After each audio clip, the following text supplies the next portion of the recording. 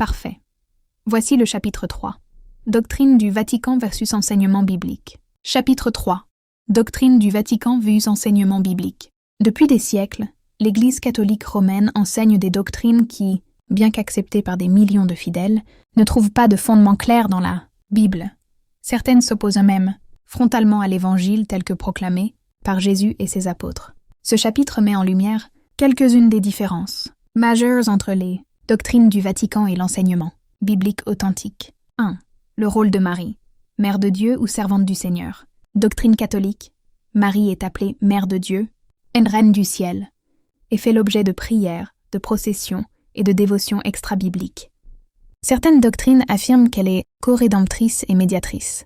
Enseignement biblique, Marie est bénie entre toutes les femmes. Luke 1:28. Mais elle reste une simple servante de Dieu.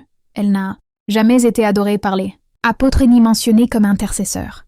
Il y a un seul Dieu, et aussi un seul médiateur entre Dieu et les hommes.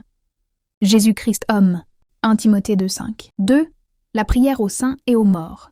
Doctrine catholique. On peut prier les saints pour qu'ils intercèdent auprès de Dieu en notre faveur.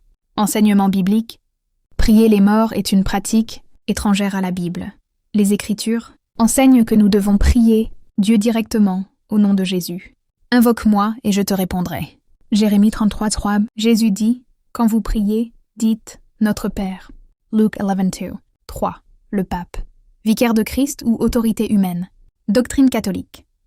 Le pape est considéré comme le successeur de Pierre, infaillible lorsqu'il parle ex cathedra au nom de l'Église. Enseignement biblique. Pierre n'a jamais été appelé chef de l'Église. Jésus seul est le chef. Aucune autorité humaine n'est infaillible. Christ est le chef de l'Église. Éphésiens 5:23.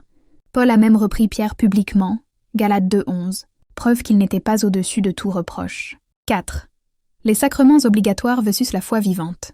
Doctrine catholique.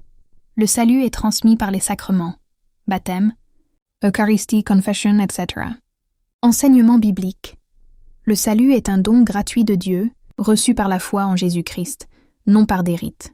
Car c'est par la grâce que vous êtes sauvés, par le moyen de la foi, ce n'est point par les œuvres.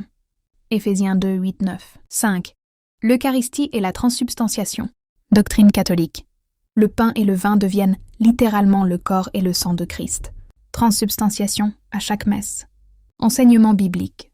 La scène est un acte de mémoire spirituelle, pas un sacrifice répété. Faites ceci en mémoire de moi. 1 Corinthiens 11:24. Ces différences ne sont pas secondaires. Elles touchent au cœur de la foi chrétienne. Le salut, la prière, l'autorité spirituelle et la personne du Christ. Ce chapitre met en évidence le décalage